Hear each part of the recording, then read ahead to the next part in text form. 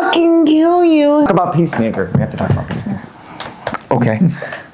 Okay. I'm sorry I had to see that, but glad you did. Welcome to the Scatterbrain Reviews. It's been a minute. We kind of went through season 2. It was funny because Peacemaker season 2 was one of those things where we were making episode by episode. Kind of fell out of it, but I think it's easier to talk about the rest of this. Given how contained season 2 is as a whole, it feels right that we can kind of talk about it now that it's complete. And what I like about season 2, I think, so far is I did have some feelings about it overall by the end because I enjoyed it. I think it's very character driven. I think it's emotional. I think a lot of the stuff works. My only thing is it's kind of hard for me to form an opinion on how everything's going to wrap up until we see it wrap up, because it feels like this season is a lot of great starting points for character growth to come later, but I did think we had some moments where we kind of danced through scenarios and kind of had them happen rather quickly in the very last episode. With that being said, I still enjoyed the season overall, but what did you think overall of season 2 in general since last time we've kind of talked about it?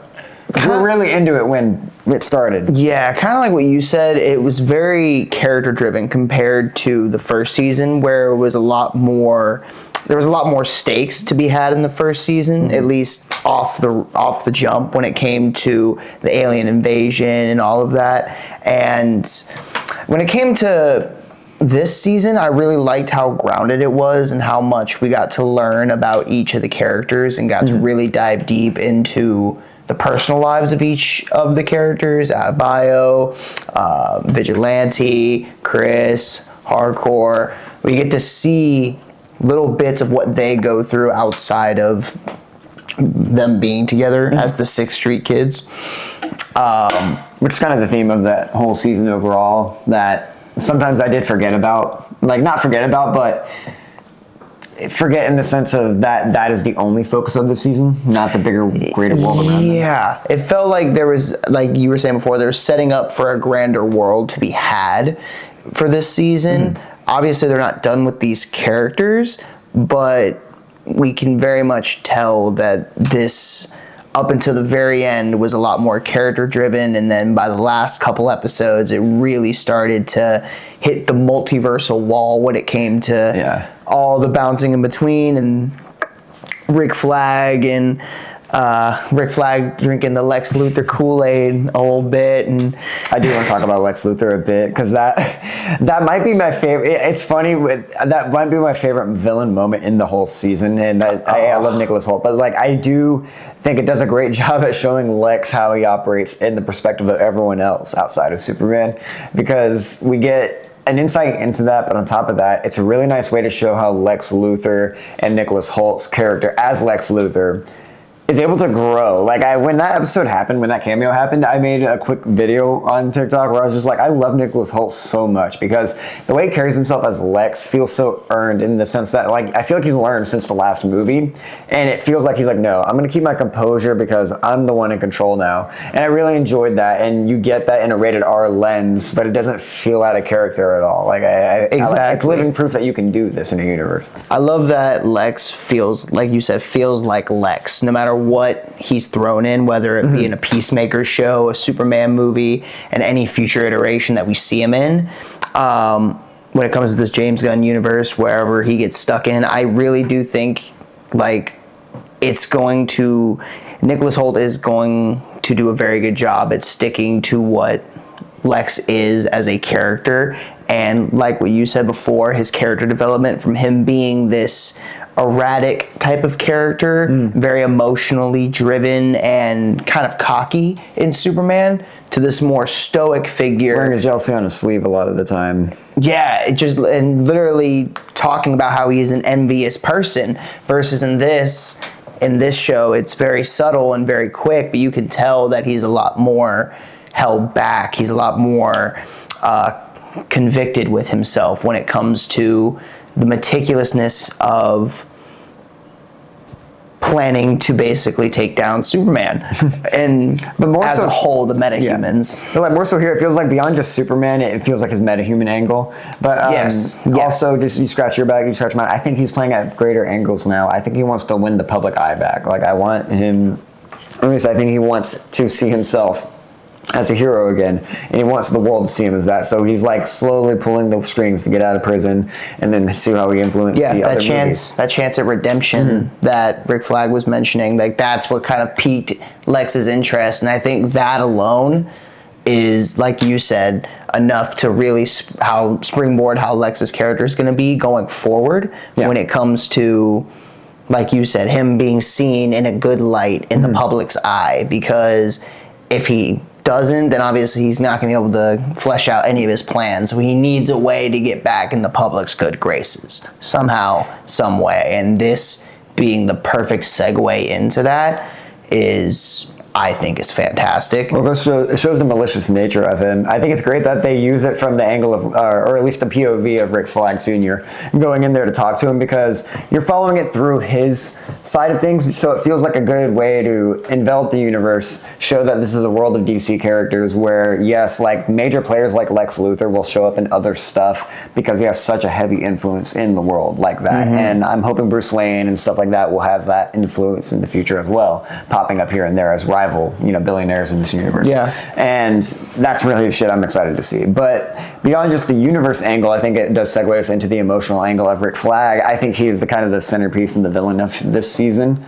I really enjoyed everything about him, honestly. Like, I didn't hate I shouldn't say hate, that's a strong word, but I see this more online than you do, but like a lot of people think his turn was sudden, where I don't feel it was rushed. I feel like this is just revealing who he's always been. But like, I mean, other than him being driven by revenge, he defends metahumans when they, like, people, or at least I see where that criticism can come from. I personally thought it was really interesting though, because I always found it more of like a different side, where I think he will defend metahumans that have gotten him his angle on things. Yeah. But he's not a metahuman defender. He's a defender of people who help his agenda. And he's like that in Creature Commandos, like he soils a mission for sex.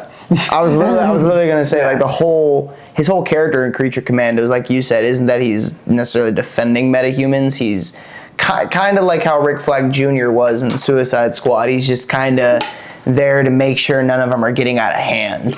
So it's not that not fully stated in like shows like Creature Commandos that he's a good character, but I do like seeing in shows like Peacemaker him kind of not turn so suddenly like that, but like you said, have him show his like true colors. That when it comes to him being an emotional person, he really does dive really too deep into his own emotions. Like you said, he literally fucks up a whole mission so he can have sex with a princess. Like, and he even flirts with, I thought that was consistent in this, because he's flirting with the bioorganic lady who I hate that I'm blanking on her name, because she's such a cool character. She did such a good job. She started off really, like, I felt like they weren't doing much with her, but as they really built her up, I was like, okay, this is interesting. Yeah, by the last couple episodes. Couple episodes, that particular character, as well as Rick Flag, Chris, and all the other characters, I feel like they all... everyone's characters really worked in, like, the ones they added in. Like, the people that joined the team by the end. Even the Eagle Hunter. I do, in retrospect, question the whole point of that side plot.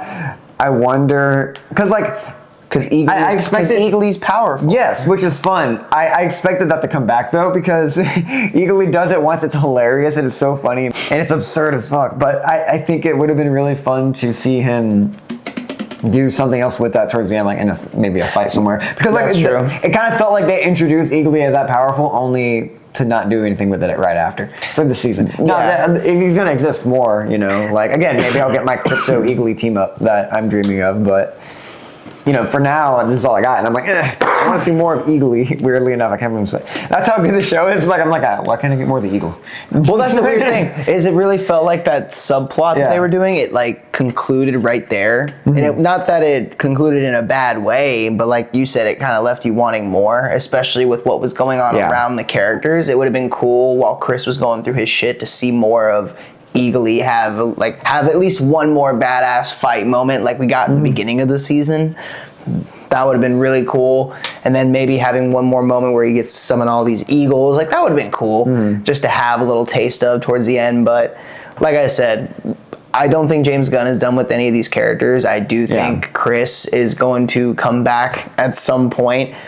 I have a theory that Superman's going to get thrown into that little prison at some point, and they're going to meet and get out together at some point in the future iteration, but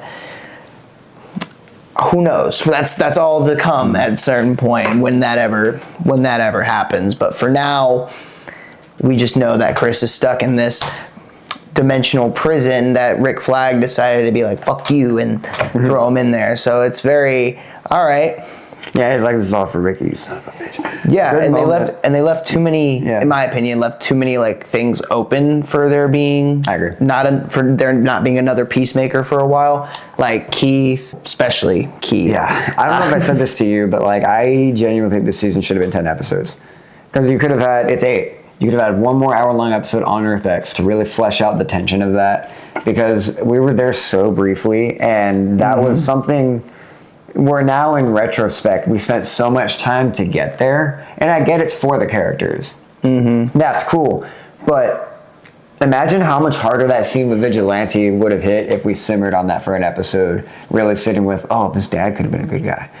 Oh, he's not really a good guy. He's still complacent. Like, he's not a great guy in the grand scheme, because I think everyone in that universe are kind of scumbags, but they're not just kind of, but I like that this show kind of calls out the complacency of that too. It's a different angle of the Nazi mindset, or at least the complacency in a world of Nazis where They don't fully conform to it, but like people like Keith, for example, like full on red pilled. yeah, they will chase. I'm not gonna say it, but they're gonna chase the minority groups. Yeah, Very in a very overt way. So it's to show how Blue Dragon was, and like you said, I would have loved to see a little bit more of that character arc play out. That realization that, like you said, even though he's not a full-on good guy, he's not like he's gonna save a Nazi world. But yeah, but it's his brother, like he's fighting. So it not that he's sympathetic for that, but like the fact that it's his brother, and like that scene that fucked with him, because that was such a great moment when he finally flips out on everybody and he's like, oh what my are we doing? God. It's genuinely one of John Cena's best scenes ever, or his best. Yes, it is his best acting. I genuinely had a moment where I felt exactly what Chris was feeling, because he had that moment of flashing back to him accidentally killing his brother, and now there's this moment where his friends are about to kill his brother again. Chris clearly sees it from that lens of sympathy. He feels bad that I appreciate that it's a sense where every sense of sympathy comes from Chris seeing him as a brother who he took family of from. And that goes to show Chris's sympathetic angle. It's a very complex way to look at that whole scenario. I think this show, though, could have benefited on, since you're dealing with such touchy subjects that are very powerful, you could simmer with that a little more and really sit with that. And I think season 1 did such a good job at balancing out its tone and then wrapping up the story while doing that. I felt season 2 kind of did, for every moment, it did feel like it was tackling those things in a really nice and concise, classful way that is exploring complacency and exploring the levels of that pipeline that people can go down. It would kind of be met with a moment of that was kind of rushed. Why are we kind of skimming by this? It's a great emotional beat, but the emotional beat would hit harder if we had more time simmering on it. Where, like, I think I didn't get that with Superman, oddly enough, but I did get it with this season, and this is a TV show, which is odd to me. I think part of the reason is because half the season was only 30 minutes long. I feel like... Yes, length of episodes maybe did, yeah. I feel like one of the reasons, like you said, that we... Either it could have gone 2 more episodes, or every episode this season should have been an hour long. So that way we would have gotten that ample time to simmer on Earth X, simmer on everything that was going on with Vigilante, simmer on everything that was going on with Blue Dragon when he died, and really simmer on what happened after the fact. Because it really felt like they just rushed through the whole, like, I'm the angel of fucking death with Chris thing, and then they didn't even talk about the fact that Vigilante did all that. Like, it didn't really feel like they had a real moment to really unpack all of that. That just went They just kind of like right by it. A lot of significant moments felt kind of montage through. Like in the last episode, there's a lot of montages in the last episode, like a lot. Yeah. And then by the end, it's like, okay, now they made checkmate. Like which is cool. I love that. Like, I like seeing Judah Master join. That could have been the cool surprise, but like I could have used this conversation of Tim Meadows showing up and joining before we see him on the line. Even though it's a great moment, I was excited he's on the team because he's awesome. but I loved it. They're back and forth. Him and Vigilante quizzing each other is so funny. But it's one of those things where I was like, man, I could have seen the scene where he's like, no, I'm leaving and joining this team. Because I didn't miss that, right? Like we didn't. But you could tell there were moments because he's obviously doubting the situation. His team, it's obviously shown. Rick Flag is literally sending his team to die. It genuinely feels like there's a scene where of him joining that's not that was filmed and not shown. I don't think that's true or like. That is what it kind of feels like. Yeah. That's another thing. Is like I said, it feels like there were just things cut out from it that we could have been able to see in order, again, like you said, to just flesh out the whole thing a little better. To where, at least with the season 2 ending, even with the way it did, which was kind of, I wouldn't say lackluster, but definitely on the, okay, it's very cliffhangery for a show that's not going to get a 3rd season anytime soon. And when it does, it has to hopefully deliver on it because, come 5, 6, 7 years later, when we look back, if nothing comes from this, then we're going to be like, well, what the hell? For season 2. or rather, is the payoff ever going to be coming through Peacemaker? Like, is this the end of Peacemaker and is this going to be a segue into Which to me is an odd ending to Peacemaker. Right, exactly. So I'm like, my fear right now is season 3 of Peacemaker is basically going to be a follow-up with whatever happens with Chris in between. Mm-hmm. In between now and what happens then and what happens to that point. And that I'm not necessarily gonna be upset with that, but it is gonna be a little weird, like say if Chris escapes in Man of Tomorrow in a Superman movie. It'd be weird if we see Peacemaker in season 3 and without much of a catch up, he's just escaped. Mm-hmm. It's just that easy. Or at least maybe find a creative way to explain that, which I think this universe has been really good at doing. So I trust it. I just want to see I trust it. I'm just worried that it may not. Yeah. There's a small chance that it may not land, but I do trust in James Gunn and his vision on the whole thing because overall, I did enjoy season 2. Yeah. Overall, season 2 was an amazing character-driven season that had me invested in each character a lot more than the first season, at least when it came to that particular bit. The first season had me more enveloped in the stakes and what was going on in the world and what was happening outside of Chris, Peacemaker, what was happening in his family dynamic and everything like that and how he's going to handle all that. But what did you think of, so in that case, did you like season 1 or season 2 more?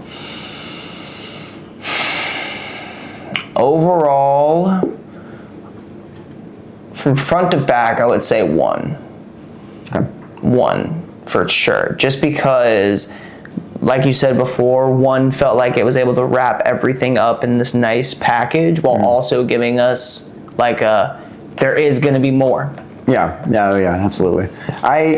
Season 2 felt like season 2 started really strong. It started like it was going to be better than season 1. It was like we were back. Exactly. Yeah. And then it left a lot of open-ended questions by the end. It didn't feel like it wrapped up everything the way I would have liked personally, but that's just personal opinion. But that's just how I feel about that as far as it's mainly because of the endings of the seasons. Why I say that. It's same. Yeah, it's like literally the very, very, very end. Because I think all the beats are there. I just think it was too short. It's at the end of the day, I feel like it wasn't enough episodes to cover everything that was going on. Or just the length of the episodes was too short. Either way, we didn't get enough, I don't think. Like, I would have totally been fine if they took a year. Like, this is just a hypothetical, like, I don't know what's going on behind the scenes at all. So it's not to make assumptions on how people work or anything like that. It's just more like if this season had time and more time to flesh out, and maybe James Gunn took a breather, then they were able to write out the season for 10 episodes, flesh things out. It could have been as equal to season 1. Because I still enjoyed it. I just thought some character beats got a little rushed by the end, even though they're good character beats. It's just one of those things where it's like, I'm excited to see the setup. I'm really excited to see where Keith as a character goes. I don't know why I wanted to put an S when I just said his name. I'm excited to see where Keith goes in this whole thing because I love that actor. I think he was great in this season, Mr. Roy from The Office himself. Even more of a dick in this show. And I'm excited to see where that goes. I feel like he's like not even you think he acts more like Well, yes, he of course. We're talking about directly the motivation of being mad at Chris for everything. Yes. Yeah. Of course, it's a Nazi world. They're all. Yeah, it's a Nazi. Yeah, the world. obvious part. You mean like in the terms of like, I'm angry at that guy for killing my dad and my. Yeah. I know what you mean. Absolutely. Yeah, because it's that for his POV, that shit happened so suddenly. Then no, but of course, but that's within the writing. That's the point of the complexity of the villain. Like he is a villain, but a complex one. Yeah. Overall, I think they just left a lot of open-ended situations in season 2 that left me kind of wanting more from specifically the Peacemaker show. And the sad part is we're not going to get any specifically Peacemaker show. Well, I don't think the show, like anytime soon. I don't think the show's ending. So a lot of people are saying the show's over. I don't think that's the case. I just think, in a literal sense, James Gunn is going to do some other stuff and come back to it maybe later. But like it wouldn't, to me, it wouldn't make sense if Peacemaker just ended here. No, it would feel like a canceled show. It absolutely would feel like a canceled show if they just ended it. Like I said, there's way too many character arcs. And that's coming from love of it.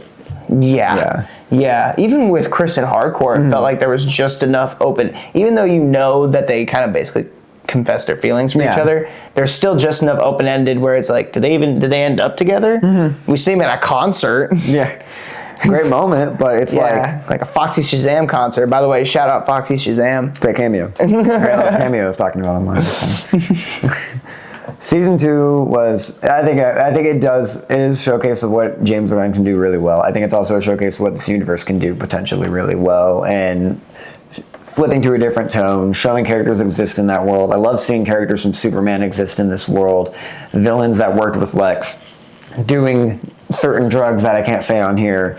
And this is really funny. Like, it's fun to explore that, but on top of that, it also does reveal something about their character. It's very clever comedy. And all of that really works. It does also show the potential of how this universe can feel rushed if it doesn't take its time at points. And I think there's I enjoyed it. I just have some mixed feelings about it. I didn't love it as much as season 1. I think season 1 to me is like pitch perfect. I have no problems with season 1. As for season 2, it's like right at the end, I'm like, and I can see this part didn't feel lived in enough. This part didn't feel lived in enough. I did laugh. Like I this season, I don't know if the season's funnier than season 1, but I did laugh a lot. Like the comedy was there. All of that was sharp. It sounds like sometimes I feel like I sound like I bitch about comedy too much in superhero stuff, but no, when it hits, and I think it hits here. If it's written well, it's not bad to have it. Yeah. There's just certain it's just not. I just think Thor shouldn't be an idiot. That's all. Not every Marvel movie should have comedy in it. Yeah. I buy that Chris wouldn't notice a Hitler mural, but Thor should notice it. Sure. Thor. Yeah. Anyway, guys, what did you think of Peacemaker season 2? What was your least favorite to your most favorite element of it? Did you enjoy it as much as season 1? And what are you excited most about? Actually, before we wrap up, I'm curious, what's your favorite thing out of the DCU so far? We have Creature Commandos, we have Superman, we have Peacemaker season 1 and 2 technically. Technically just season 2, because season 1 got retconned in. I would say, well, season 1 only retconned very minor details. Yeah. Anyway, but I would say Superman, and then 10. Peacemaker, season 1. Yeah. It's a very close on that. Yeah. Because Peacemaker was a good, even though it wasn't technically part of the full James Gunn universe to begin with, it's still a good jumping off point, considering that even though Creature Commandos is technically the first show in the James Gunn universe, now that James Gunn has also brought season 1 of Peacemaker for the most part into the DC universe, that to me is a perfect jumping off point to the type of tone that James Gunn's universe is going to be, both with the obscure characters like Peacemaker and things of that nature, but also just the tones between the comedy, the shift between it being serious and comedic, as well as it can be as violent as we want it to be, or as non-violent as we want it to be, and campy as we want it to be, and as corny as we want it to be. But at any given point, just get ultra violent, ultra bloody, ultra crazy, and that can exist in the same universe in two different mediums between a show being rated R and a movie being PG-13. Yep. But they're in the same universe. So I think, it's a tie between those two, and then Superman obviously being the best movie jump off. Peacemaker being the best show jump off point. Superman being the best movie jump off point, obviously. And I think we're gonna have to wait and see until more of his universe comes out for me to get a for sure on that answer. Yeah. Well, I just mean so far. So I would say I guess so far. Yeah. Superman would be like my top answer for that. I guess. Yeah. I think I'm actually the same as you. For me, it's Superman, then Peacemaker season 1, then Creature Commandos, then Peacemaker season 2. That would be how that goes. Yeah, pretty on point there. Actually, and not that Creature Commandos is bad by any stretch. It's definitely just you could tell it's similar issues there. I actually didn't love the ending of Creature Commandos. Yeah, that's a whole other conversation. Yeah, but I just mean in terms of to fit it back to season 2 of this, it was a moment where I actually think I would like the ending of Creature Commandos more if I rewatched it, but it's been a minute, so. But to me, the whole of Peacemaker season 2 is better than Creature Commandos, in my opinion. Gotcha, interesting. Okay, yeah. See, I like Creature Commandos more than as a whole.